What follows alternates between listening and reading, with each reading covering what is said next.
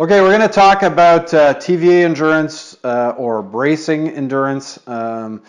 There's, depending on what activities you're doing, probably the most important muscle to keep really well conditioned to work for long periods of time is your TVA and your bracing mechanism.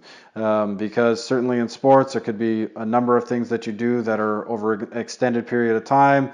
Certainly if you're in the combat world or anything like that, there's lots of application to having strong but also a very endurant TVA bracing mechanism. So at this point with your TVA, what we're going to get you to do is hold it for an extended period of time. What you really want to feel when you're trying to isolate your TVA and isolate your bracing mechanism is for most of the work to happen outside of your center abs, okay? Your what they call upper abs.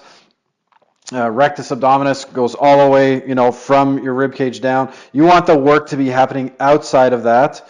So we'll start you in outfield position, and when you're ready, you can work to the athletic ready position. So starting in outfield, okay?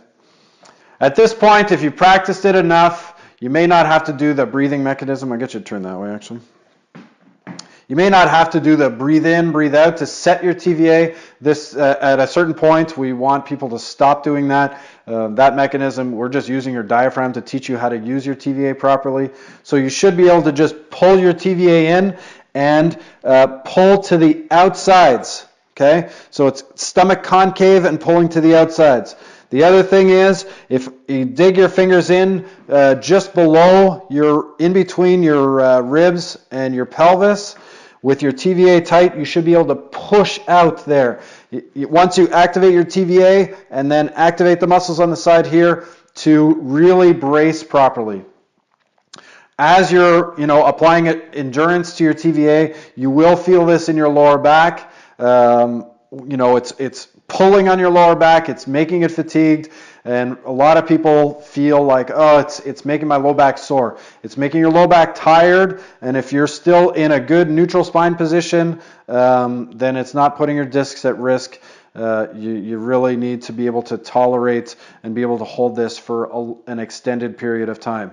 And that could be, it is partially relative to the activities you want to be able to do, minimum being 45 or 60 seconds, but I've seen, worked with athletes that have had to be able to do this for 3 or 4 minutes at a time. So again, working in that outfield position for your TVA. Once you feel up to it, you can hold it for the extended period of time that you deem necessary beyond 60 seconds. Then you can do this in your athletic ready position, so just lifting your hands up. And working in the same position but unsupported and really working with your TVA. One thing, you can stand up and relax for a second.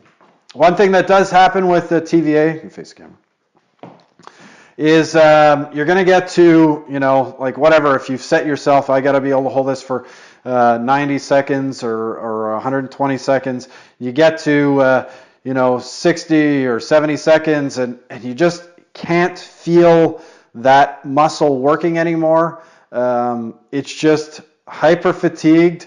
You can't engage it anymore. It's either your nervous system or the muscle itself is just shutting down on you. You have to either try and reset it or mark that as how many seconds you can hold it, because you don't want to just because your stomach is concave doesn't mean your TVA is working super hard. And if you're not checking on that bracing mechanism when you're going through the exercise, even if you're in the outfield position, you should put your thumbs in between your ribs and your pelvis. Check once in a while that you're applying pressure to the outside and you're bracing properly like that, okay? This, when you're working extended periods of time, will try and drive you out of neutral spine over time, okay? You have to really make sure that you can monitor it the entire time you're going through, okay?